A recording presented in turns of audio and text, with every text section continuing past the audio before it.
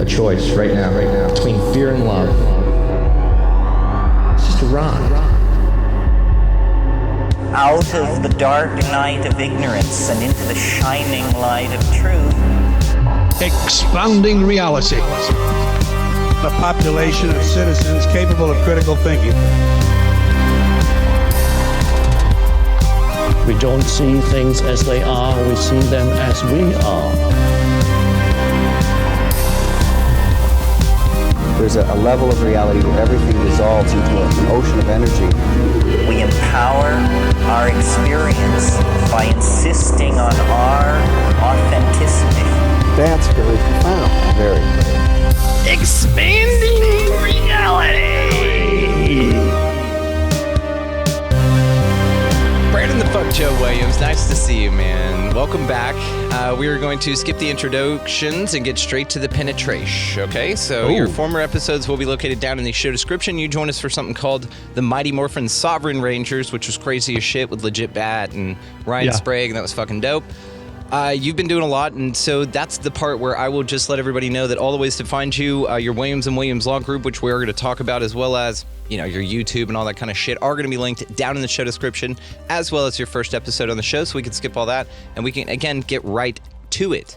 What the fuck have you been up to, man? Well, the last time I was on your show, we got into, you know, the whole ambassador at large thing, and then I kind of had a huge realization. I mean, and then what happened was this was probably, when was I on your show? I was on your show, it's been a while. It's been probably 6 months or maybe a little longer, 8 months, something like that. It's been a minute, I'll confirm, but keep going. So we basically live on the show, I realized that there's a section of the passport application form that plugged into some other stuff that I was talking about. And we went down that rabbit hole for a while. We were able to get diplomatic passports. The problem is that the more I studied into it, the more I realized that the diplomatic passport that is issued by the Department of State, it's sort of like it's a commercial diplomatic mission. And the more I dug into it, I realized it's a very commercialized, like even, for example, the Department of State, they offer specialized license plates for diplomats. And if you look up how those work, they work under commercial motor vehicle laws. That's why they still have registration stickers. So the more I dug into the diplomatic side of the passport system, the more I realized that it's really just sort of like a glorified commercial. It's almost as if like you're from another country and you're here on some sort of economic or business matters. And it's this weird amalgamation of like economic and business matters with like altruistic. I don't know. It's weird. So what I did was I went down that path, and then I kind of went back and I repositioned everything in a different way. So what we're doing now is we're getting the same passport we were getting before I realized all of the stuff on the show, but we've changed our documentation to where it says that we are basically non-commercial ambassadors at large. And we're getting the normal state citizen passports now, but we're getting it under the auspices of being ambassadors at large, but outside of a commercial realm. And what we're doing is we're telling the Department of State that since they don't offer non-commercial, non-motor vehicle license plates, we've developed our own, and we print our own, and we're using our own printed.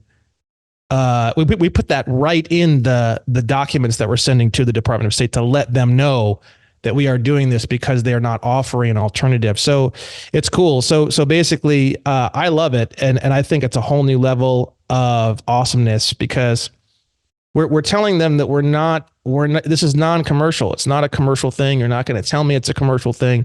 You're not going to assume that it's a commercial thing and then make me have to figure out that you're assuming it and then combat that and this fucking ghosts, these shadows, boxing bullshit that they love to do. It's just, everything's right out in the open. Everything's right in the front. And it's very, very clear. And if they do not rebut that affidavit when they issue the passport, we see it as they've been notified. We're claiming that we're doing this, and then we just print off. I have a whole license plate. I can actually show you on the show the license plate that I've developed. If you want me to do that, let me show you guys. Hell yeah. Guys, video version located down in the show notes. You know this is going to be good. You've got a wicked setup with your license plate. I saw you with that shit-eating grin displaying it there, and it was awesome. Thank you.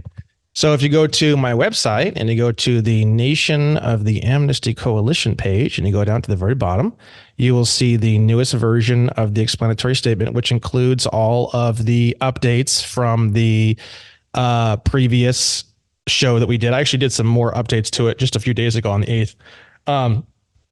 If you go down, you will see here, it says the Nation of the Amnesty Coalition, and it says here, fee passport for non-commercial foreign national ambassador at large, right? And then as you scroll down, you will see that a lot has changed in this document. And we are stating over and over again that we are not commercial. We are not involved in a commercial activity. And then we say here,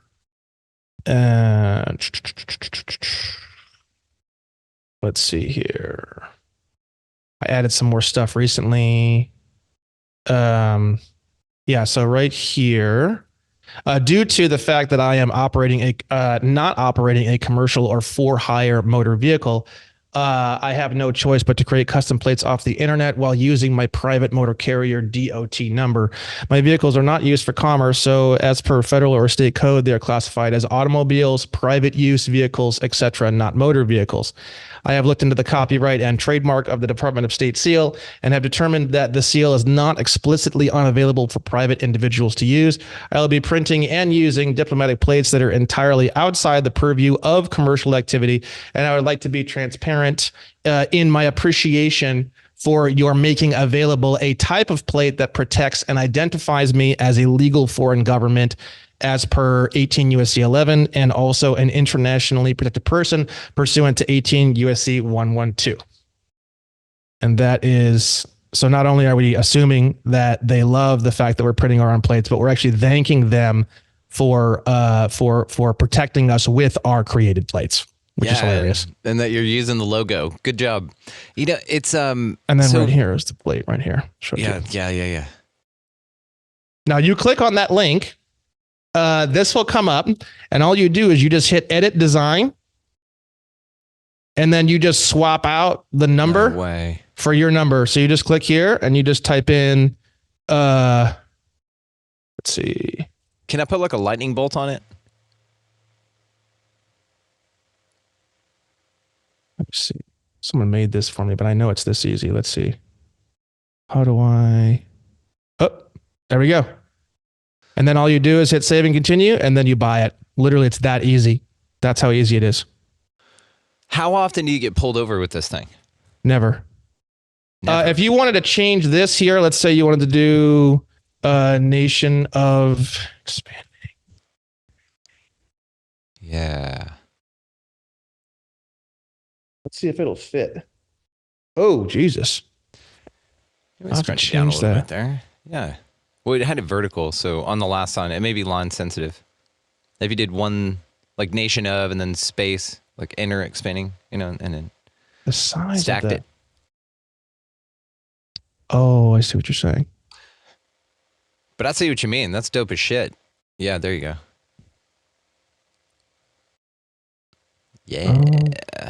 Anyways, I think you get the idea. But I do. Nation. Oh, here we go. Try this out.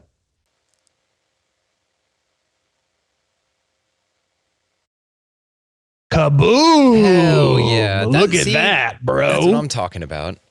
So there you go. That's how you guys would do it. And you can see that took all of 20 seconds. And then you hit save and continue. And then now you have your plate, and then you add to cart. Okay, that's how I buy it. But how do I get out of the fact that my car now has a plate and that the government expects me to fill that thing in and pay them money whenever they send me that letter for a sticker? So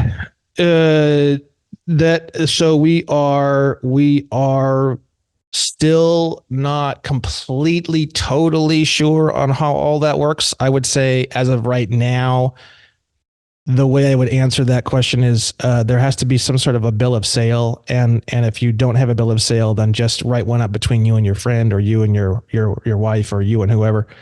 And then what you're doing is you're gonna create an affidavit, and you're gonna say, from the person who's buying the vehicle, quote unquote, in the bill of sale, you get the bill of sale notarized, and you get the affidavit notarized. And you're just going to mail that in with the certificate of title or whatever else. You're going to mail in a copy of all of that. And you're going to say, this vehicle is no longer used as a for hire motor vehicle, and it's now fully private use. You can you might need to check out your state laws a little bit, because some of the state laws, they call private use vehicles motor vehicles, but then they have two different versions of motor vehicles. For example, a for hire motor vehicle or a private use motor vehicle. California, they call it automobile versus commercial motor vehicle. So the terminology changes a little bit. You can use the federal stuff if you want, which makes it more simple.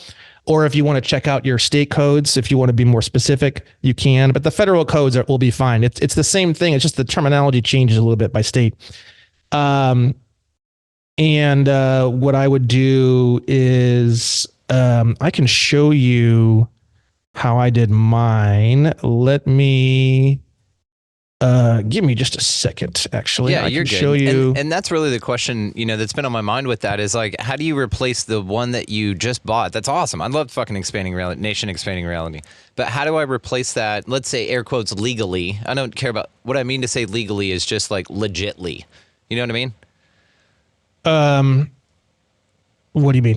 To where it's not an issue, to where there's no like cop pulling me over going, actually, you were registered to this because of this VIN number. And then how is that not then maybe classified as a stolen vehicle? I don't know. The Matrix is fucking weird. This is what I'm saying. I love the ninja moves. I just want to know how to execute them. You even after you send everything into the government or the state or the Department of Motor Vehicles or whatever, there's always a chance you might still get pulled over. So obviously a lot of that comes down to your own ability to just deal with the emotions of the police officer. It's not very, that's a skill in itself. That's a whole separate skill set. That would be more along the lines of just saying that I don't get pulled over. Cops literally it's like a spiritual thing. I could go 200 miles an hour all day long and go right past a cop, and they're just not going to pull me over. But if they did, it's very, very simple. I'm a foreign diplomat. This is my passport. You can call the Department of State. I've already reviewed your diplomat and consular immunity guide for law enforcement. I do realize that you have the ability to detain me until you can verify my information, and I am in total agreement. And I understand that anyone could tell you any bullshit about them being a diplomat or a consular, and I'm more than happy to sit here and calmly be detained until you can verify my identity. And if you don't have the phone number for the Department of State hotline to call and verify my identity, I'd be more than happy to supply that for you. That's all I would do. Because the phone number to the Department of State is on that PDF form. It's on the, we can pull that up as well. Let me just pull that up. I actually found that, just by the way, just the other day, I was just kind of looking through the internet, and I was like, I wonder where else this is located. You can actually find that on the passport Department of State website. They actually shared that as a public document. I thought it was more of an internal document. I didn't think it was ever like an illegal internal document. Sweet, look at that thing. Damn. That's an Ultima GTR. It's a kit car that I really like. It's dope. Yeah. Okay, so let's go to Diplomat and Consular Immunity Guide for law. And look, it comes right up. See? Yeah. Everybody's looking at it. Now look, U.S. Department of State uploads, state.gov uploads PDF file. Click, ba-boom. This is what I have on my website. It's the same fucking thing. So this is not, I thought originally it was like an internal document. It is totally not an internal document. It is a public document. So what I would do is if you want to, it's going to take a lot of ink and shit. You can go to like Kinko's or something, print this bad boy off and keep this in your car. Keep this in your car. You can even print it in color. Honestly, it's a beautiful it's a beautiful document. I mean, the colors and the pictures, and they put a lot of effort into this. It's not a lot of reading either. A lot of these people who get pulled over by police, they hand these tomes over to the police officer. Yeah. Police officer's not going to read that. Okay. Now, if you hand a police officer this is a very beautiful, it's from the Department of State. Look at all the blank pages, huge preface. Look, we're already on page 10 of 52. Yeah. Fucking A. And we've barely even read anything. Look at this. It's like a kid's book. Yeah, really. It's literally a kid's book. It's absolutely glorious. So we have the entire background. We have the legal and practical basis of immunity, right? I mean, you could go so far as to say, officer, just in case, you're not aware, I don't want to put you in a precarious position. I actually have the Department of State, from the Department of State website, last published in 2018. I have the diplomat and consular immunity guide, and then you just inform the officer that you are an ambassador at large, because there's different levels of the definition of the word consular versus the definition of the word diplomat is a very, very, very huge difference in diplomatic immunity. So you want to tell them you're a diplomat, not a consular. Consular, when you actually look at it more in detail, it actually has a bit more of an economic and commercial aspect to it, which is why it has a much lower immunity, right? So we have here, it even talks about nationals. It talks about permanent residents of the United States. So you are a national, a non-citizen national of the United States. That's not the key thing that you want to tell them, because that's getting more and more equated with the sovereign citizens, which you do not want to be associated with at all. That's how you get, once you get classified in that, it's going to be much harder emotionally to deal with the police officer. You want to be classified as a foreign diplomat, and you want to operate as a foreign diplomat of your own nation, and you are an ambassador at large, which we will be able to find in here. I think there's even like a little grid, actually, that they have in here, and it shows the different classifications of immunity. It's really cool. Let's see. So you can see there's definitely some text here.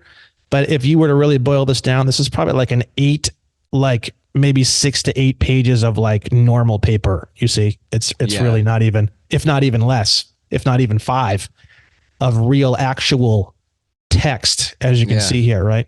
A lot of it's fluff and big text and graphics. Yeah. Yeah. And it's got a lot of cool colors. I recommend, you could even print this out on really nice paper, and you could even do like a brass ring. You could turn this thing into one hell of a fucking presentation. These guys who have these beat up, fucked up, cigarette ash soaked binders, and they have these fucked up coffee stained papers that are located inside of these fucked up plastic. That's not really very good presentation, right? I should print this and put it in my car. I haven't even done that. This is actually a great idea. I'm going to probably go down to Kinko's, and I'm going to print off this whole thing in color and put it in my car. I'm not going to put it on my bike because my bike doesn't have anywhere to store anything. But I will put it in my car. Okay. And this you is... can even load all this shit on a thumb drive for your bike and just give it to the cop for his computer and his thing. That's true. Yeah. Well, they're not going to put anything in their computer. That's fair. Probably not. Here we go. So here's here's Appendix C. Here we have a full screen on this. This is the full super simple breakdown, right? Diplomatic, consular.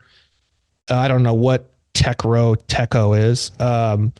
International organizations, right? So you would be a diplomatic agent. And can you be arrested or detained? No, with a footnote. Can you enter their residence subject to ordinary procedures? No, right? Go down to the footnote number 1. Reasonable constraints, however, may be applied in emergency circumstances involving self-defense, public safety, or the prevention of serious criminal acts. So that would be how they would have to deal with you as a diplomatic agent, ambassador at large. Okay. Could they somehow prove that you going 200 miles an hour constitutes as a serious criminal act, and so therefore they could detain you under that guise? In order for it to be a serious criminal act, there would need to be a victim, and they would need to be willing to press charges. So if you going 200 miles an hour caused someone to be hurt, and that person who was hurt was there to be identified, and after being identified, they did decide to press charges, and then they did actually, in fact, press charges on the spot with the police officer, then yes. So you have to have a victim. The victim can't be the police. It can't be anyone from the state. It can't be the state itself. It would have to be another individual, and they would have to press charges on the spot to fit that category. What if the individual is a cop and he's the one that you injure? Does he then just take his badge off and then now he's a human being that's pressing? I don't know. That's a judicial nightmare. I have no idea. That's this fucking world, man. It's riddled with paradox and all kinds of crazy woo-doo shit. I mean, don't hurt cops, obviously. No, of course not. Let's say incidentally. I teach all this because it shouldn't be contentious with the police, really. It's just very, very, I think the number one issue with everybody, I don't get a lot of practice because, like I said, spiritually, for whatever reason, I truly, truly feel when you really understand this and you really understand where you are, you cease to exist. You spiritually and physically cease to exist to law enforcement. I literally do not exist to law enforcement. Like, I'll have law enforcement in front of me in a line at a restaurant, and I'll say hi and I'll buy them lunch. Besides that, I literally don't exist to law enforcement. Like, I'll be going 100 and somebody else will be going 80. And that person will get pulled over and they won't even see me. They literally won't even see me. So, a lot of times people have a lot of upset and a lot of irritation and a lot of violent thoughts over the fact of fairness. That's not fair. This guy was going 100 and I wasn't. It comes down to an imperceptible, almost indescribable self-esteem, not to be mean, self-esteem, self-knowledge, self-certainty. It is the manufacturing of your environment starts within your own mind. And if you spend a lot of time feeling as though it's unfair and this kind of thing, you will actually experience dramatically more attention and problems from law enforcement. Whereas if you just sit down and say to yourself, there's something that I'm missing here, and you take the time and you study and you change your own mind, you will realize that the police will magically stop being interested in you more and more and more until you will hit the fact that you are completely invisible to law enforcement. Hear, hear. It's not something I can explain any farther than that, because for every person, it's going to be a different experience. It's going to be a different speed. It's going to be a different growth level. It's going to be, some people might go from being incarcerated right now as we speak to being invisible in 24 hours. And someone else, it might take them 10 years to become completely invisible to law enforcement. But it's a path that anyone can go down. It is a fascinating path. I was pretty much invisible to law enforcement most of my life for whatever reason. So I never really had much of a spiritual issue with law enforcement to begin with, but I know that people who do, there might be a little bit of a longer runway on that. So, but the more you complain, the more you bitch and moan about the unfairness of the system and the unfairness of this and that, the system is the entire legal system and the entire law enforcement system is a symptom of our own inability to understand and stand and be law enforcement within the confines of our own existence and our own. It is a disease that is nothing more than just a physical symptomatic disease. And if we were to solve that issue within our own minds, then law enforcement itself, the police, the commercial side of the police would cease to exist in itself automatically. So it's this whole like reaching out and handling the police. That's not really the solution. The solution is handling ourselves, increasing our understanding and our confidence in our education and our enlightenment, sharing our own personal education and enlightenment with others.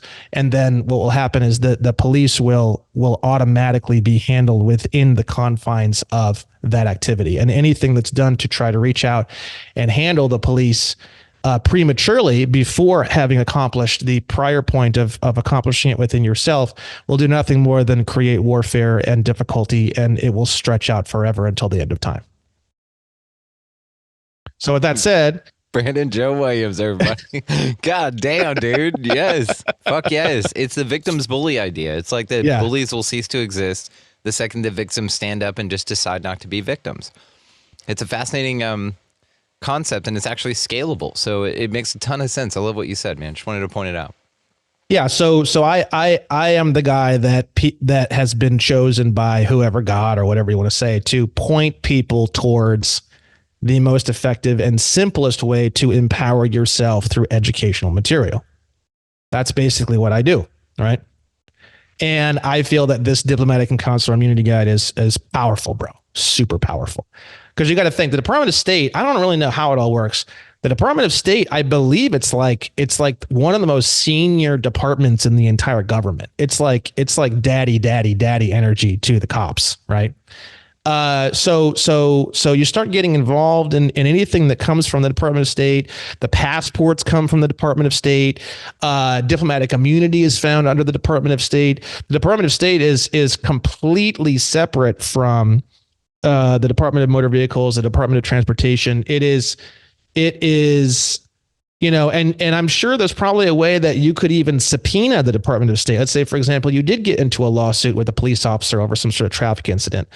And it was like, oh, you know, this and that bullshit about, you know, diplomatic, this and that. I doubt police don't want to have anything to do with diplomatic anything. They are very, they're very afraid of doing anything with anyone who may have any sort of diplomatic anything. So you got to think, when you get pulled over, if you're all weird and you're all like, and you're all like really kind of not certain, and it's kind of weird, and it's like, first off, they're thinking like, is this person on drugs, etc. But then they're also thinking like, okay, here's another thing.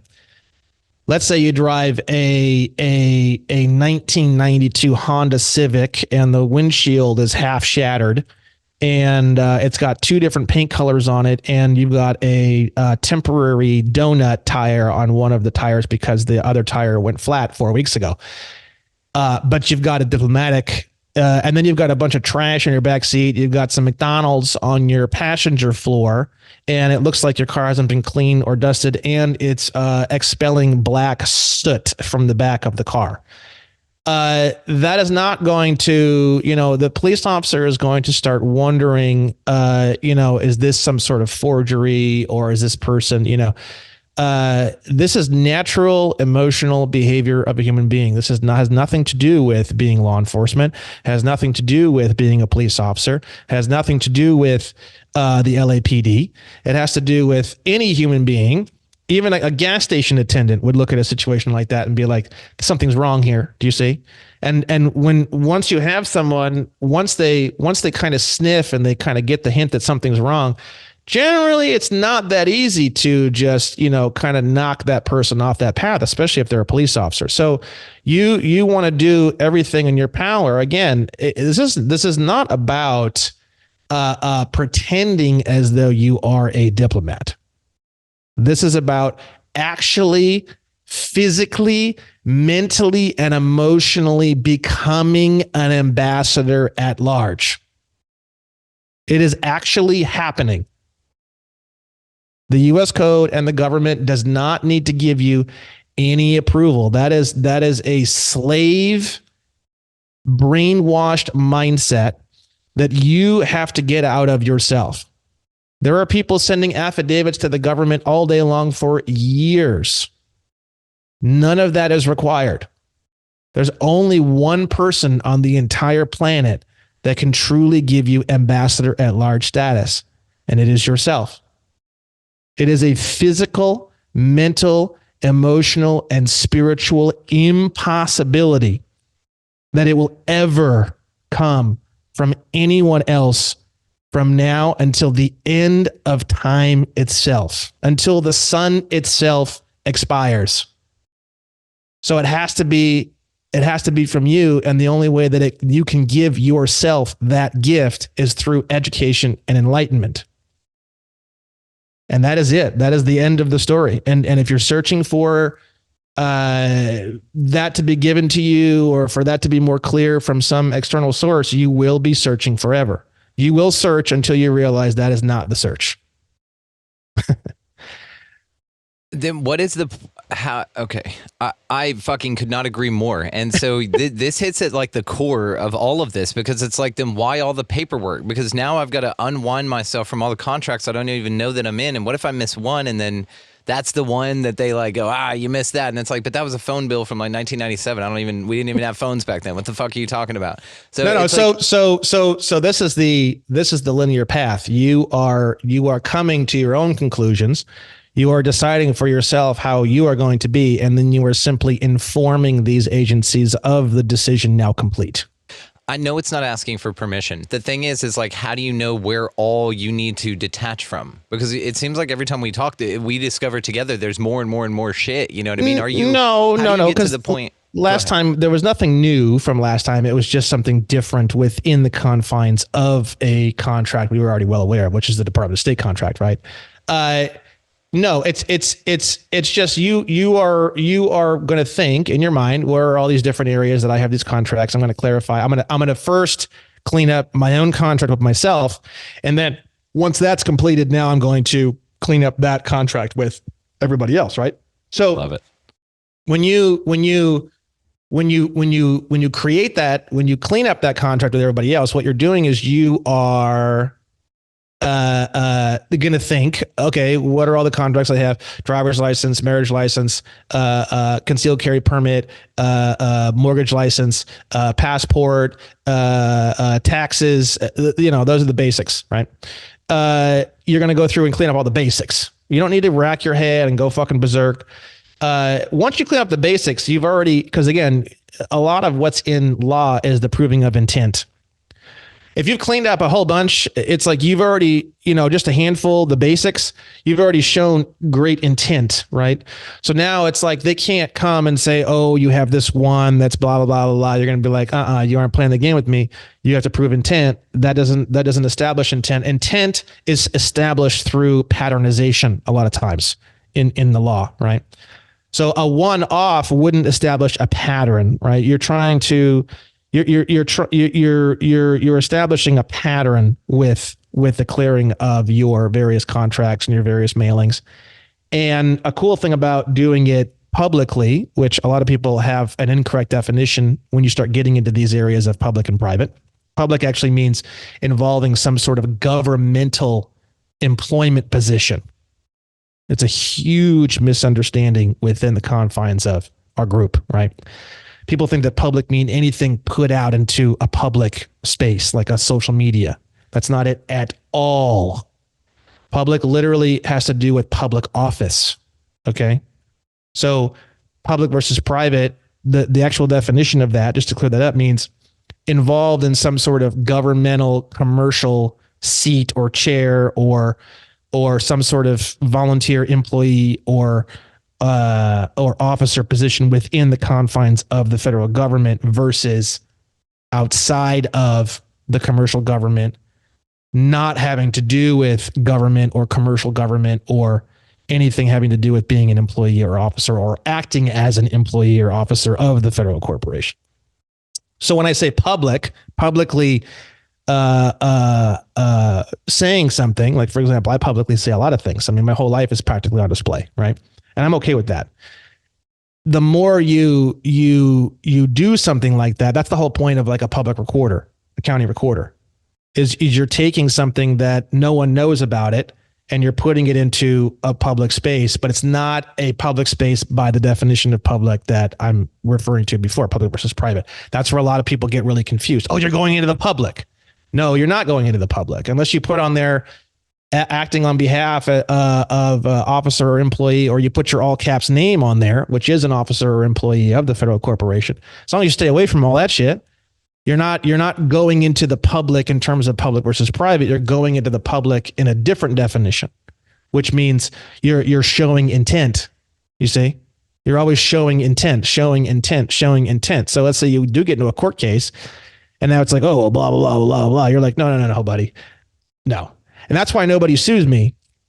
That's one of the many reasons why nobody sues me. I would love to see someone sue me. My God, I'd turn that thing into a fucking spectacle. It'd be like goddamn fucking Roman chariot gladiator races, and I'd be the one paying for all the advertising. Okay, so the thought of you though for the clip art for that of riding a chariot, you know, they're two rhinos with wings or something fucking awesome, right? And I'm in a pickle outfit. You got to make it. You got to really clean it up, you know.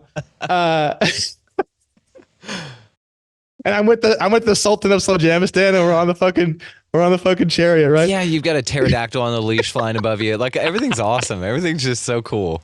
But yeah, so it's a matter of you're living a life where you know back in the day, if you really wanted, this is an interesting way of thinking about it. I always expand my reality on this show. How ironic. Come on. Let's go back to 1850. Okay, 1850. We're going way back. You know, we've got these brick roads. We've got the trolleys. You hear the ding, ding, ding of the trolleys. You've got the clippity clop of the horses. You've got the carriage wheels rolling along the brick roads. You've got people, you know, kind of yelling outside of there. You know, hey, come in now. You got the little bath spa type things where there's a hotel room upstairs and there's the bath there, and they're outside maybe everybody's reading newspapers. You got the newspaper boy, the whole thing, right? And you really took us there, dude. Seriously. Yeah. I'm so there. Thank you for that. Fuck. And let's say you want to allow people to, in general, know what you're doing in some sort of a public sphere. Not, again, I'm going to keep pounding on this because it gets confused all the time. Not from a position of, because back then, 1850, we didn't even have the federal citizen status. So public versus private didn't really even exist in 1850 at all. So you could say whatever you want or do it. The 14th Amendment. So it was 1871. It wasn't until 21 years later. We're in 1850 right now. It wasn't until 21 years later before the whole public versus private thing was even born. So you couldn't even confuse it at that point. It didn't even exist. There was no social media. So what options do you have to broadcast this cool new thing or cool new invention, or the fact that there was a marriage that occurred and you want local towns to know what's going on? What was the version of, let's say, maybe a social media that existed in that time period? It was the county recorder. So the county recorder was responsible for information that was going to be publicly published, and people could go to the county recorder to get information as needed. It was sort of like an informational hub. When you click into Facebook and you look at your feed, that would be the same thing as physically going into or mailing a request into the county recorder's office. If you wanted other people to know that you bought a dog or that you ate a fucking delicious meal, look how pretty my delicious meal is, you would put the delicious meal into a picture. You would send that picture to the county recorder, right? I just got this visual of this lady like sketching her food every day and submitting it. You know, she's like, no, this is important. I got 3 laps. You got like a lithograph, and she's like, yeah, puts it down. He's like, shouldn't you be like sewing these clothes or some shit? She's like, no. I'm getting new followers. People like God, 3 people asked for what I wrote today. She's like, Betsy's waiting for my update today, and I ain't gonna let her down. And pressing the lithograph down. You know it happened. She's got a leather bib on, like fucking Kiss the Printer, dude. Like kiss the printer.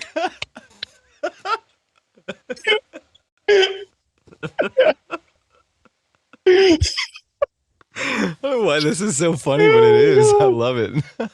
So it's like going on social media and there's 16 people on there all the time. That's basically what it was. I'm just assuming all this from all my research, right? I mean, the county recorder isn't concerned with 8 towns over. I mean, really, each town might as well be its own fucking planet back then. I mean, what are you gonna, you could rob a liquor store and then you could drive to the next town and nobody's ever gonna know about it hardly. I don't really know how all that worked. I mean, even a good example of this is even in the serial murderer documentary. I'm basically a white girl. Even in the serial murderer documentaries that you can watch on Netflix, which I love, by the way, because I'm a white girl. They talk about in the 60s and 70s and 80s, like with the Ted Bundy stuff and all that, they didn't have inter-police station communications. So people are like, in today's world, we're so connected that you can't think like, oh my God, in 1850, how did they even, but even in the fucking 60s and 70s, they didn't know, the police station over here didn't know what was going on with a police station 60 miles from them. Yeah, you drive a county over and murder people all your life and then just hop back over the county line. Nobody knew. Ted Bundy, he escaped prison twice, which is crazy. His story's fucking totally nuts. Traveled across the whole country, all the way down, stealing cars. And Utah didn't even know about it. He was in Utah for a while. They didn't even know about it. And then all of a sudden he was killing all these people. And then all of a sudden they woke up to it. Right. And then he went down to California and nobody knew for months and months and months that anything was, and then all of a sudden people started coming up dying. And then they arrested him and he gave him a fake name and they didn't even know who he was for a while. Even after that point, they had him in custody and they couldn't figure out who he was. And he had murdered a bunch of people. And he had been all over the place, all over the West Coast.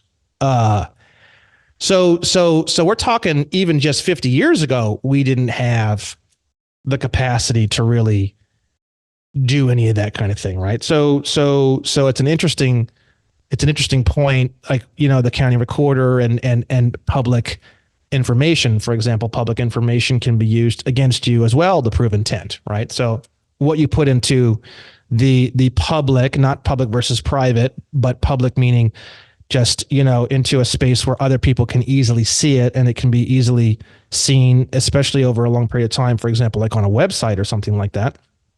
You are putting it into a public sphere. The problem is that, let's say, for example, you're arrested. And let's say, for example, you're in jail for 6 weeks. During that time, your website goes down. That's why the public recorder, the county recorder, is so important, because the county recorder, it's always going to be there basically forever. It's never going anywhere. So what you're doing when you file something in the county recorder, you're ensuring that it is a public communication forever. And that public communication can be, hey, this event took place. That public communication can be absolutely anything. In a lot of the big cities, they're starting to lose that, because we are starting to lose our country. But in the smaller places, like where you're at, for sure, it's not going to be an issue. You could probably record a photocopied color photo of you gaping your own asshole, and they'd be like, "Yes, Mr. Thomas, this will be $25 to record this for you." You could probably. So I was wondering what to do with all these things. So good, leave my mark, right? My legacy. This is the only thing you submitted, It's the only thing on record. It's lasted forever. Yeah, I just drove 3 hours. I'm a bit tired. I wanted to record this gaping asshole picture, please. It's not for you, lady. You put that in the file there. If you want a copy, you can copy it later, but don't let me see it. That's copyright infringement. I wouldn't mind some notes, on lighting, on exposure, both light and other, But yeah, so that's why the county recorder is kind of dying, I guess you could say, or becoming less of a, and you can even go online and you can even type in, what is the purpose of the county recorder? And you can do a little research on county recorders. The recorder's office, this is from Los Angeles, so I'm not thrilled about reading this, but we'll read this because they're bad. The recorder's office is responsible for recording legal documents that determine ownership of property, as well as maintaining files of birth, death, marriage, and real estate records for Los Angeles. What is your county, Brandon? Parker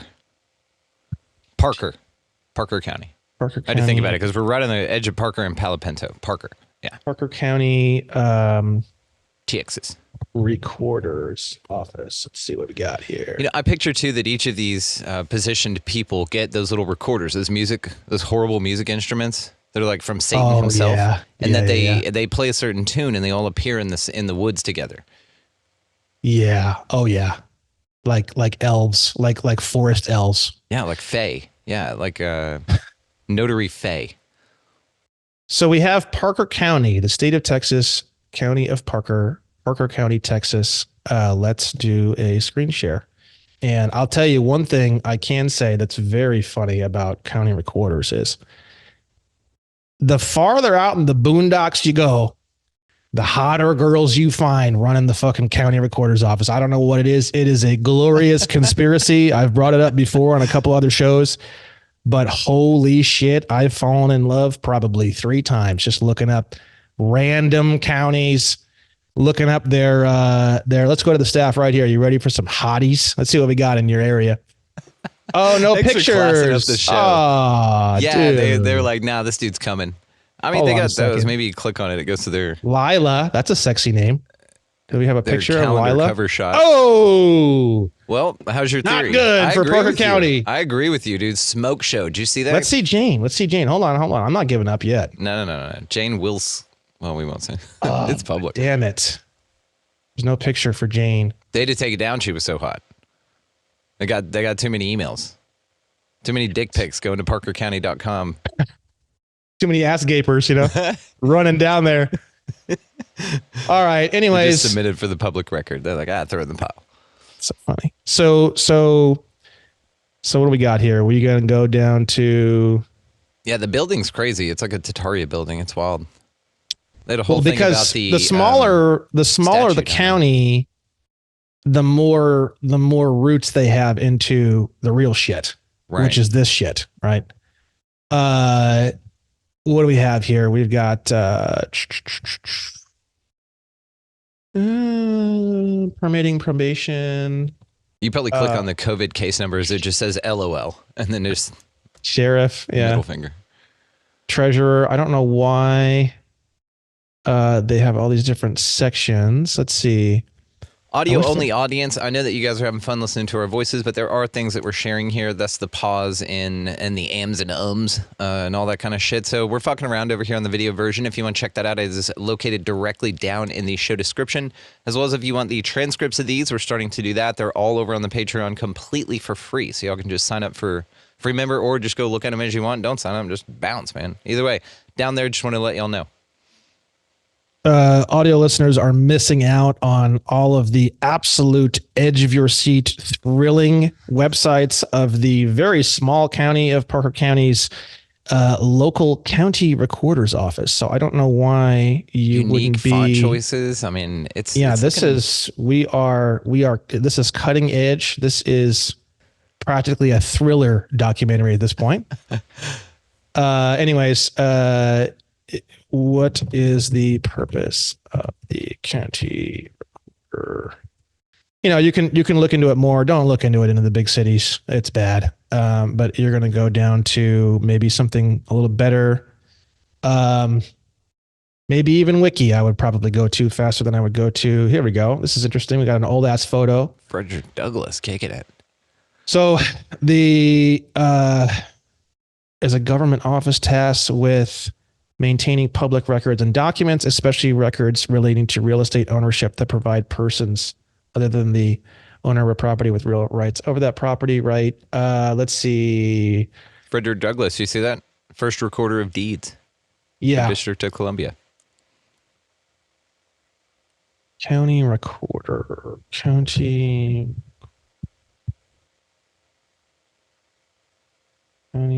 recorder of deeds. I don't know if that's the same thing. Anyways. And what's the county of recorder's usefulness as far as your sovereignty goes? Well, it's a permanent record of that of which is whatever it is that you're trying to state. For example, if I don't think this is quite correct in terms of it says especially. So it does maintain public records, but it's getting more and more to the point where they're only dealing with real estate ownership. And then you look at the definition of real estate, real property. Not to be confused with reality. I love that. Yeah. Parcels of land. And I don't know.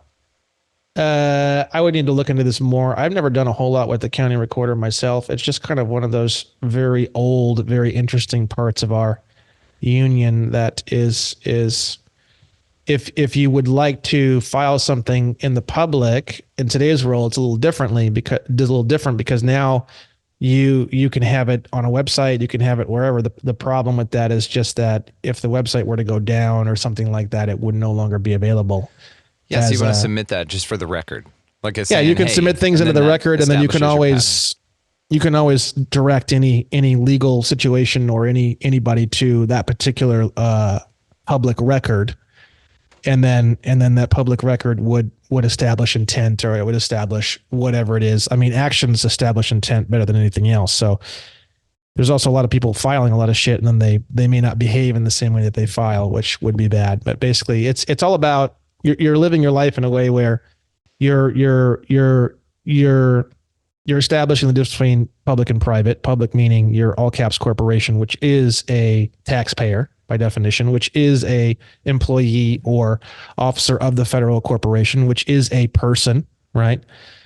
You're separating that out from yourself, and then you're also separating out what is private, meaning uncommunicated to the general public at large and unavailable to be viewed or experienced by the public at large, versus something that is publicly communicated, which would mean information or situational information or intent communicated in some sort of written form that is available readily to the public.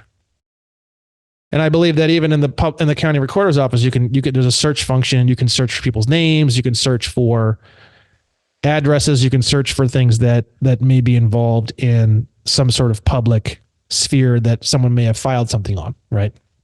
Right. So, the sort of like a 2023 version to some degree of the county recorder's office would be social media. Right. So, but with that said, we can go back to your original question. I'm pretty good at remembering these things. You're crushing it.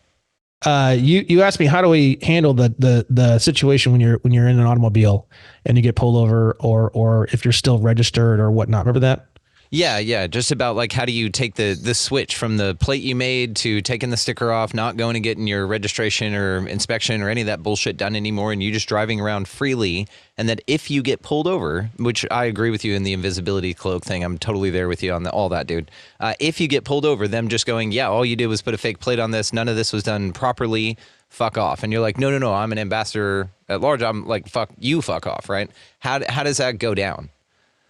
I mean, nicely, because you're not disrespectful to cops, Yeah, I would just say, I'm a foreign diplomat, and this is my my passport. And if you're unfamiliar with the Department of State kind of guidelines and that kind of thing, and then if they say, what country are you from or whatnot, that would be a little more complicated, because you'd have to explain that diplomatic community is not based off of a country. It's based off of a nation, right? And you could actually show them 8FAM 505.2 if they wanted to see it, where it shows that example of global women's issues being the actual example. But a more readily, I think a better example to use for the police would be the United Nations. You would say the United Nations has diplomatic community. The United Nations is not a country. It's not a location, right? So the way that the Department of State actually operates is it operates off of you could say something like a nonprofit groups, basically, is how diplomatic community is actually, because it's a way that they can think with the information within the confines of their reality.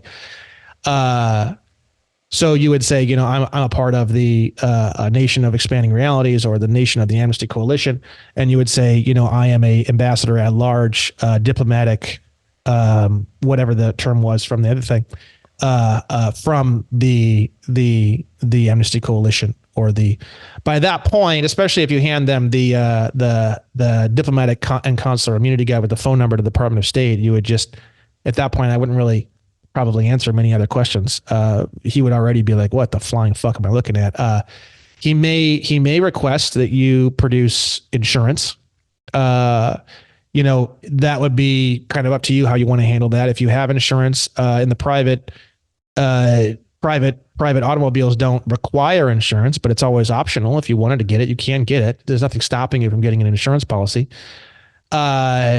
So it's kind of up to you how you want to handle that situation. If you have insurance, I'm self-insured. I have a bond with the U.S. Treasury, so I would just confuse him even more, because I would actually hand him a copy of that bond. It's good to, in my opinion, it's good to have things on you that the cops never heard of or seen in his whole fucking life. Because by the time he gets probably 2, 3, or 4 items that fit that category, he's not going to have a fucking clue what to do with you. Now, at that point, he is going to go back to his cruiser. He's going to call into supervisor. He's going to do this and do that. At that point, you're kind of way over into the more hassle than you're worth category already. So as long as you're not being combative, being weird, acting as though you're coming down off of meth, which a lot of people do, reaching around for things that may be in a car that's very dirty. Who knows? Is he trying to get a gun or a knife? As long as you're not fitting any of these categories, I would say by then they might not even call the Department of State. I think by then they're probably just going to let you go most of the time. And then obviously, as long as you have your passport straightened out, once they call the Department of State, they're going to be told that, that this person should not be detained. Do not detain them. I don't think they tell the officer much of anything else. I think that's all they say. They say, this guy, don't detain him. And if yes, he's not really going to be able to ask any other questions or anything. That's just my assumption. I've had police tell me that they doubt that they even call the Department of State at all. I've had some reports where they take the information off of the passport card and they use it in their state system to locate your driver's license, and then they write a ticket based off of the driver's license. But I've only heard of that happening when the driver themselves is combative. When you're combative, it's the fuck you energy. Once you get a copy of that fuck you energy, ooh, that's not good, man. That's not going to be fun for you. Yeah, and you don't need to. And that's the best thing about having your shit straight like this. And that's why we love talking to you about this, dude. You give us a lot of confidence with this, but perspective as well. And this was one of the things I quote from you from our first show all the time. It's like 1776 without the bodies. I say Brandon Joe Williams said that shit. I love it because it's such a great quality to present for this type of information, because there are a lot of people talking about this right now, man. And I've come across a lot of things. I'm reading a lot of books right now, fucking all this shit is in my, oh, I've look been at that. Reading like a motherfucker. Yeah. I've got a copy of the Constitution back there. I have seriously been doing this, and Ryan Sprague and I, and you're joining us for this, are starting a community. And so guys, this is a serious thing. So we're asking serious questions on this. And if anybody out there has any questions, because you're going to be coming back more often, I think we're going to talk about that. But we're going to be doing this a little bit more regularly. So if y'all have questions, please submit them and we'll do this. He'll answer them for you. I'd be honored to ask them on your behalf. There's a lot to this, brother. So I have a couple more questions. Let's go back, because I'm still trying to go back to the previous question, because it's a good question. It's one that I really don't totally have completely nailed down yet, and I would like to cover this first. So I bought a brand new motorcycle. I got the MCO or MSO, which is called a manufacturer certificate of origin, or manufacturer statement of origin, which is the actual real original private ownership document that you actually send into the DMV, unbeknownst to you. If you buy a brand new car, when they say, would you like us to handle license and registration for you, and you say yes, they send that MCO or MSO released to the DMV. So just as a little bit of a background on people who may not be familiar with how all that works, I got the MCO or MSO and I told the general manager. I created a whole relationship with the general manager. I wore my California Superbike School jersey that I had. The first thing they said, "Holy shit, California Superbike School, what's up?" Because I had already called down to a different dealership, and they didn't want to deal with the MCO MSO thing. They thought it was kind of weird, so I switched up my behavior and I went in physically, kind of created more of a relationship. Found out that they did have like a recent legal situation with somebody who was threatening to sue them. I gave them some advice on that. I wore that jersey. I went in with a friend. I test drove some motorcycles. I talked more with the guy. I then at that point started talking about the MCO MSO. It was very weird to the general manager. I said, I'm only willing to buy this if we give me the MCO MSO. I'm not looking to register this vehicle at all. And he was like, okay. And then there were some documents he wanted me to fill out with the state. I filled out like the absolute basic minimum. There was a power of attorney section on there. I did not sign that. And he made me tow the vehicle out of, he's like, the only way I'm going to do this is if you tow the vehicle off the lot. You can't drive it off the lot. And I said, okay. We wrote up a statement of facts, and it says right on the statement of facts, the purchaser of the motorcycle, I watched the person with the motorcycle, physically tow the motorcycle off the lot. So I walked away with the MCO. Then about a month later, I got a certificate of title and a registration in the mail from the Department of Motor Vehicles, laughing hysterically because I do not want any of that, and they will not be issuing any of that. I have a trademark on my name in all capital letters, and the certificate of title is actually legally a security. So they actually illegally produced a security based off of a trademarked name, which is like felonies out the fucking wazoo, which I am going to be going after the DMV for aggressively in litigation for like $100 million. Not just for that, but I'm literally going after them for a lifetime of slavery, a lifetime of indentured servitude, a lifetime of a failure to perform their fiduciary duties, a lifetime of terror and anxiety associated with not realizing that this is a commercial activity and that the police can pull me over, anxiety every time there is a police officer. The DMV is, I just can't wait. It's going to be the most glorious flames shooting out of the buildings you've ever seen in your entire life. Okay. Now, with that said, I took all that certificate of title and all that trash and all those purloined and illegal securities that they had produced based off of my all caps name or the motorcycle in question. And I sent them all back with giant red letters saying void since inception, destroy this document since its inception, vitiated since its inception, circled them, sent all that back, stapled to this particular affidavit and notice of void contracts, right? So I sent one copy to the officer of the director of the Department of Motor Vehicles, one copy to the general manager, and then I put a little note on here, this is only being mailed to you for because you can scare the fuck out of people with this shit, so you got to be a little careful, right? So yeah. I let the general manager know because he's a cool guy. He's just trying to do his job best he can. He was really scared, but he was cool enough to go through with the remainder of the transaction. So I don't want to burn that bridge for everyone else who may want to go in there and get motorcycles. And then now, because the general manager experienced me, now he's never going to do it again for anybody else. I'm not going to burn that bridge for all my people. You know what I mean? So I put on there, relax, like he's a good guy. I'm not worried about Mike at all. This is just a little bit of an issue that needs to be addressed. Some definitions. We got motor vehicle, and then we've got used for commercial purposes from HNUSC 31. And then, I forget, we got a lot of audio listeners. Okay, so let's go audio on this. So at the end of April 2023, I purchased a 2023 Triumph Speed Triple 1200 RS VIN number, which I deleted for this video, in full from BMW Motorcycles of Burbank. During the transaction, I told Mike, the general manager, that my main concern is that I will be getting the original manufacturer's statement of origin, MSO. Mike agreed, and at the closing of this transaction, after the motorcycle was fully paid for, we filled out the back of the MSO together, and the original MSO was given to me as I took possession of the motorcycle. So you write it in a way where you're painting a picture that no one can ever interpret as something otherwise than what actually occurred. You see how painstaking every single detail.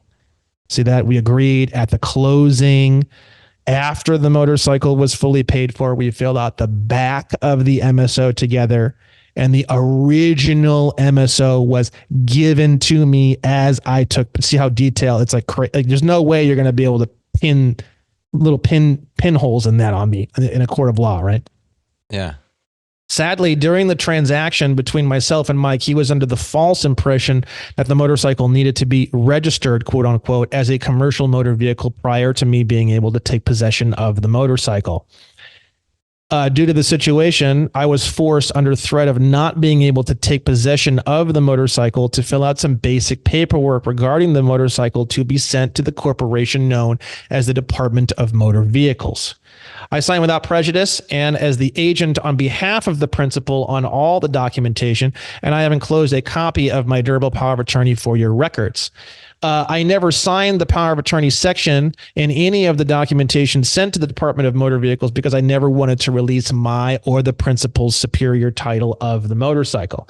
I will not be using the motorcycle in any commercial capacity, and I negate all contracts that myself and the principal have with any corporate element. I do not live in the United States as is defined in 28 U.S.C. 3002 subsection 15 and as described in UCC 9-307H. I also do not reside in the state of California, hence why the address used on the paperwork begins with C/O, which stands for care of, which means I receive mail here. I do not live here. Any bonds or securities that were created on behalf of the principal meaning the all caps name, need to be instantaneously closed, and all currency collected or created on behalf of this action needs to be immediately issued to the principal, or it is a serious securities violation. I have enclosed the, quote, motor vehicle registration, end quote, and the, quote, certificate of title, end quote, in my mailing to the receiver number 1 above, which is the Department of Motor Vehicles. Please permanently destroy this, quote, certificate of title, end quote, and also permanently destroy the, quote, registration, end quote. Please also permanently destroy any other papers, securities, digital documents, accounts, communications, or anything regarding this motorcycle or the principal. This motorcycle will not be operated in commerce, and I hereby withdraw all contract or interest with any and all parties involving this motorcycle. The principal will not be involving himself in the, quote, motor vehicle theft prevention program, end quote, otherwise known as, quote, registration, end quote, as found in 34 USC 12611. I do not wish to contract with the corporate, foreign, state of California or the Department of Motor Vehicles or any other incorporated entity at all whatsoever. For the background on this, the audio listeners, state of California is a corporation. That corporation is physically located in the District of Columbia. So California Republic is the actual state. State of California is a fake incorporated corporation that is used to trick people into thinking that they're signing on behalf of the location of California when they are not. So this whole state of California thing, I put the word foreign next to it because it is foreign. State of California is located in the District of Columbia. So I'll reread that because I think most people who listen to this might not know that. I do not wish to contract with the corporate foreign state of California or the Department of Motor Vehicles or any other incorporated entity at all whatsoever. They're all foreign. This affidavit expresses a complete disavowal and total rejection of all contracts, as this motorcycle will not be involved in commerce for the duration of superior ownership by either myself or the principal. All contracts are now void as if they never existed in the first place because they didn't. I have enclosed proof of trademark of the principal's name, Brandon Joe Williams, in all capital letters, as per serial number 97335-158, which is a trademark that I filed with the USTPO. All uses of the principal's name are to be instantaneously and fully scrubbed and removed from all databases, computers, paperwork, etc. This motorcycle is now being placed along with the MSO in an unincorporated private irrevocable trust of myself as the agent, as the trustee. This motorcycle will only be used for non-commercial private purposes. As for future possible transfer of this motorcycle, I will be transferring superior title to this vehicle using either a notarized bill of sale and or the MSO itself. Please send a letter to the P.O. Box found at the top of this request once the requests in this letter have been completed. Please complete a full removal of all information regarding this motorcycle, myself as the agent, and also any information of the principal within 10 business days of receipt. If there are any refunds available for any fees that were paid, please return them to either the principal at the P.O. Box mentioned at the top of this letter or mail that refund back to Mike at BMW Motorcycles of Burbank. Thank you. And then I notarize that document. Now, this is complicated because I was pissed as fuck. I was fucking absolutely going to like horrible things. And I don't normally get like that, right? I was fucking so pissed, so fucking angry, bro. Like fury, like God's fury. So I was trying hard to be matter of fact, and I think I did a damn good job.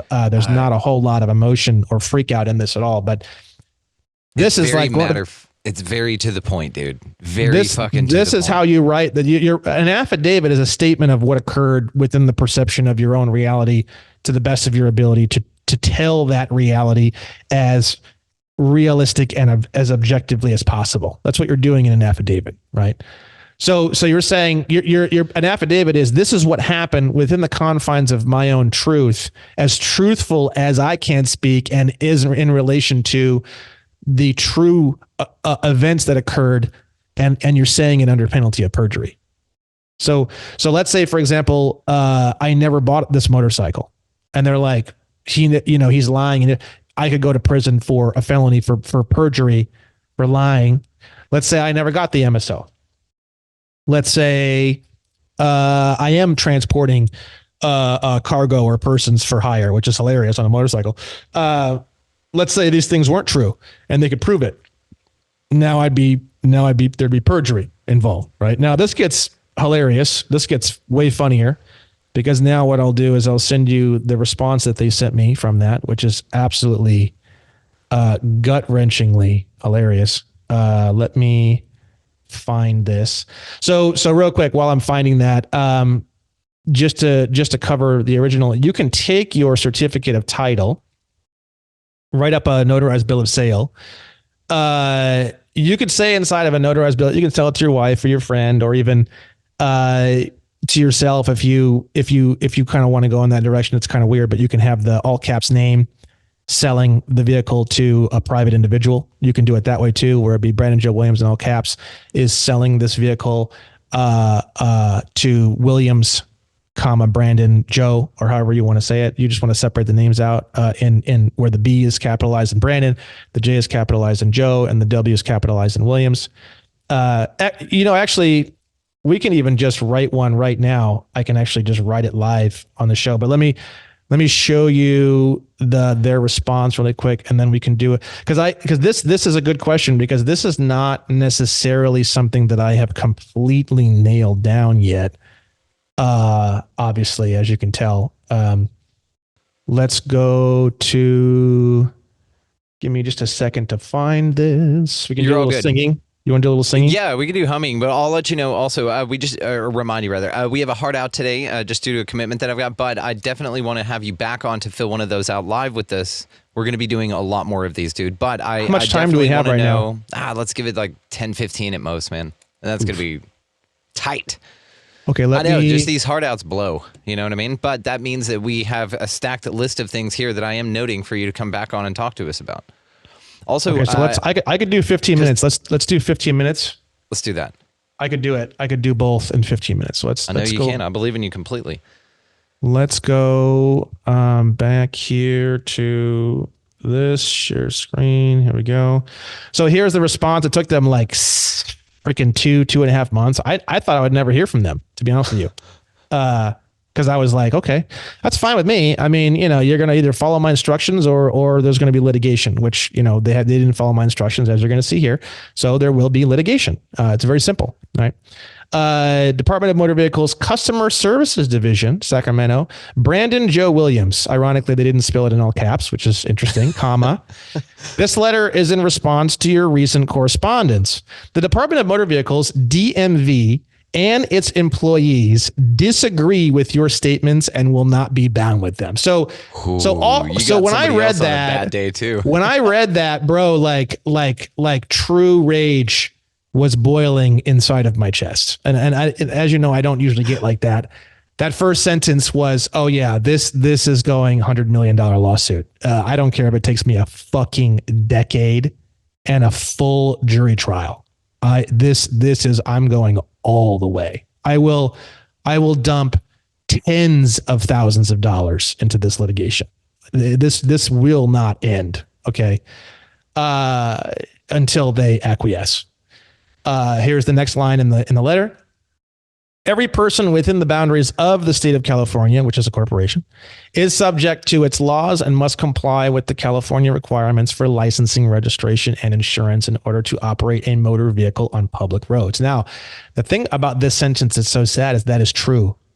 Anyone who states, which means naturalizes, the definition of naturalization from 8 USC 1101 subsection 823 says, the conferring of nationality of a state upon a person after birth by any means whatsoever. So when you state that you live in state of California, which is physically located in the District of Columbia, you then naturalize into the District of Columbia and you become a U.S. citizen. So when they say every person within the boundaries of the state of California, which is anyone who says they live in the state of California, you don't actually have to physically live there, is subject to its laws and must comply with the California requirements for licensing, registration, and insurance in order to operate a motor vehicle on public roads.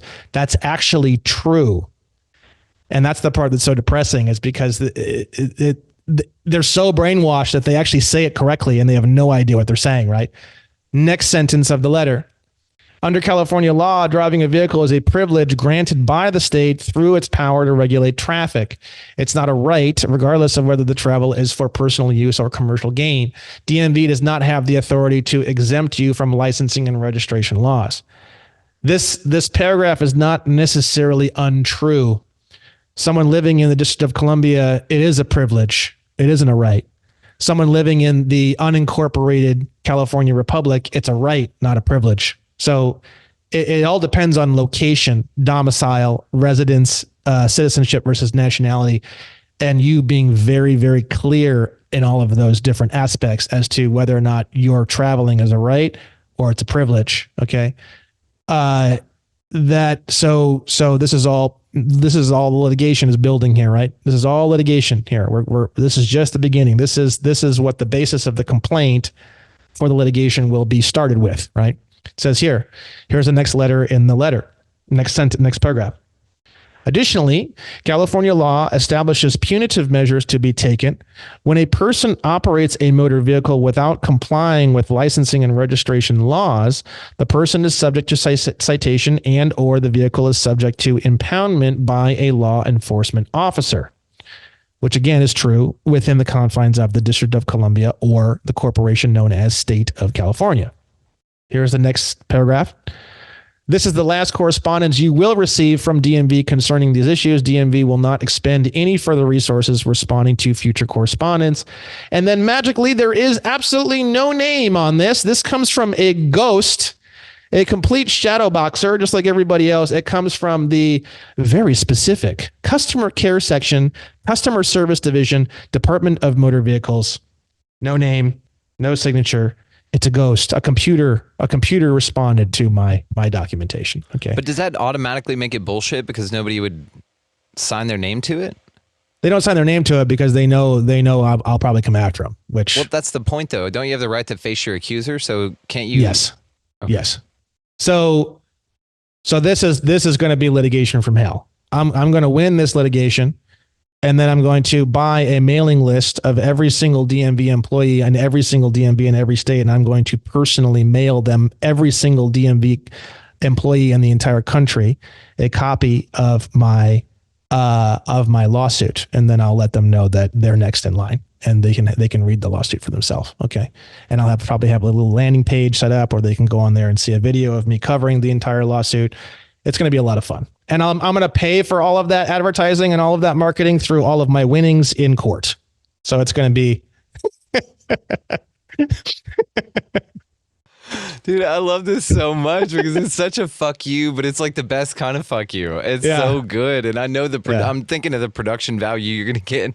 Like when you get, I don't know, green screen and a producer that's like, hey, I know really CGI really, really well. Your shit's going to just like go nuts. I need to connect you with T. Snyder. I have someone with that now. I have someone. Okay. I actually have a guy who's actually a litigant himself, who's also a huge producer who wants to actually do TV shows with me and stuff on this. So perfect. We've got some stuff cooking there, brother. We've got some stuff cooking there. But just to be clear, everything that I do hinges on the definition of peace. So just want to be clear. While I did feel a lot of rage toward the DMV, I don't usually feel a lot of rage. I was very upset.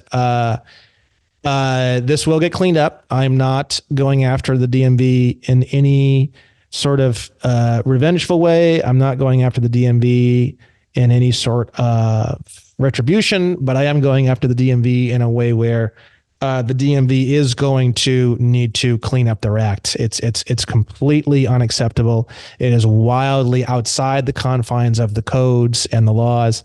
It is extremely illegal what is occurring, and within the confines of the federal corporation of which I am at peace, I am going to assist the federal corporation in cleaning up a renegade aspect of their own organization.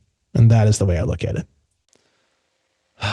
We're going to get into a deep philosophical conversation next time you and I talk about that this place isn't broken in a sense that it's meant to run this way. And so whenever you become the sand in the gears, which I love what you're doing, this is awesome. I just want to talk to you about sort of the large concepts when it comes to this kind of shit. You're nailing it on this. I want to expand it to philosophy after that for our next conversation, among a bunch of things, dude. Every time you come on, my notes are just like crazy. I'm writing on the side of shit. I'm like, oh my God. And so hang out after we close here if you don't mind, and we'll just book the next one for next month, man. So guys, all the way to find him, of course, located down in the show description. We're also going to absolutely talk about trademarking your straw man name. Actually, just give us a little bit on that because it's fucking brilliant. That means they can't send you anything because they're using your name, right? It's the same thing as if you study the Michael Jordan thing. When Nike did the huge contract with Michael Jordan, they trademarked his name, they trademarked everything about him. The police couldn't even give Michael Jordan tickets unless they had permission from Nike, because Nike was the trademark holder. So if you want to study this from like a little bit of a more fascinating angle, and you want to find a lot of information that isn't totally buried, you study the relationship between the trademark between Nike and Michael Jordan during that whole time period. You're going to learn a lot about this. You will file your trademark on the USPTO. It's not the simplest thing in the world. There's a lot of waiting. Once you file it, there's a huge waiting period. Then there's some additional documentation that needs to be filled out. It's not that complicated, but again, it just takes forever. And then there's another huge waiting period. And then there's the last part is what's called statement of use, which basically shows that you're actually using that trademark in a commercial activity. You can create a little business card, put your name in all capital letters, and then say consultant or whatever you want. And it just shows that or like what I did was I made a pink fanny pack and I just put my name in all capital letters on it. and I sell that. I actually sell that item in my store. Literally, right? So it's the dumbest fucking thing in the world. I can actually show it to you. Let's end on this. Let's end on some funny shit. So on onestupidfuck.com, I've never shown this on a show because this is a big secret. But if you go down to the bottom of the website, no one knows this, but there's a secret menu. And in the secret menu, there's a store. In the store, I have hats, I have a cum towel, I have a coffee mug, and I have women's bikinis, right? So the women's bikinis and the crop top for y'all bitches, these are $69, $69, $69 because they're no longer They're no longer offered. So I wanted to leave them on because they're hilarious, but you can't actually buy them. So I just increased the price to a point where no one would ever buy them on purpose because you can't actually buy these. But if you go to the names of these, will you read those, please, for the audio only audience? Yeah, here's the fanny pack for all caps name. So this is my proof that I'm using this trademarked name in commerce. Okay, which is fucking hilarious, right?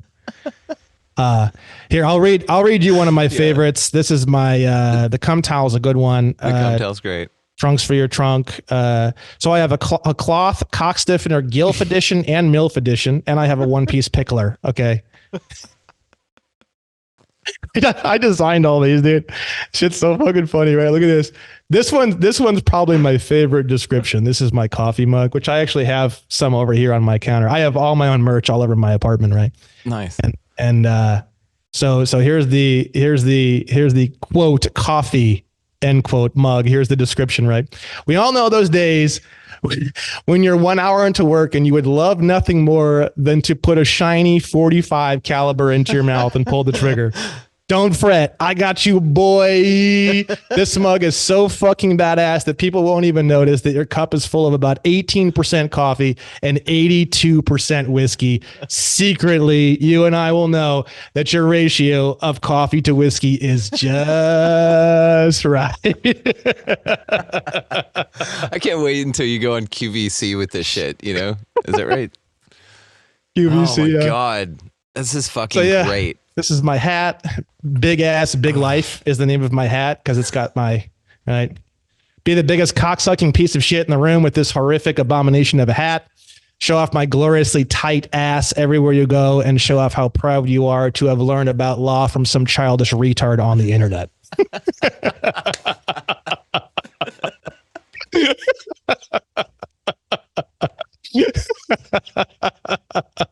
It's fucking good, right? Bro, it's brilliant. You couldn't have a better picture. You couldn't have a better everything. God, it's so great. So you can actually buy these and it will actually get shipped out to you with like a special message and it's a cute little package and everything. Yeah, I worked with, I think it's called Printful. And they sent all this shit out for me. Yeah. So it's actually shockingly good quality stuff. I thought it was going to be like absolute fucking trash. That towel does a good job with all the cum then? Yeah. There's never been a greater opportunity to lay down a piece of cloth when your woman demands sexy time while on her womanly moments of the month. This towel is the one you want to keep right next to your bed all the times to make sure that all bodily fluids are safely absorbed. This towel is also great for those of you watching my 4 or 5-star passport videos, getting confused, heading down to the local farmer's market, getting a massive cucumber, then making a big mess, jamming it up your own ass, you stupid fuck.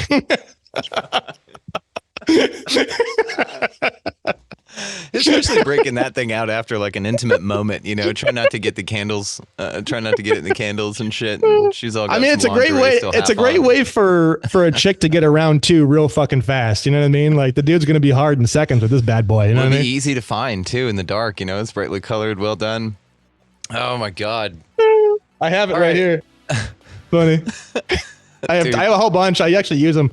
I wear my own trunks. For the pool that I have, I use my own towel. I'm like fully fucking decked out in my brand whenever I go to the beach or something like that. So it's pretty fun. You gotta be proud of your shit. That's the whole reason I made all these journals and shit. I use all of these. That's why I made them. I just happened to put them out for other people. And then, yeah, I'm rocking our publisher's logo t-shirt right now. It's, this is a fucking crazy place. I love that you're having fun with this, man. I'm so where you are with just trolling the fuck out of this bitch. And just also, though, in a do no harm, take no shit kind of a way. But you are absolutely crushing it with this. And so, like I said, stay on here if you don't mind. And let's talk about the next time you're coming on. Guys, check in the show description all the ways to find him. Again, episode 206. It was 5 months later. Great memory. And all that stuff will be located down below. We'll look forward to seeing him again because we always have so many fucking questions for you. But thank you for empowering us as well as just fucking being who you are, man. Showing up. I love the show, man. I fucking love the show. Like, I'll come on whenever you want.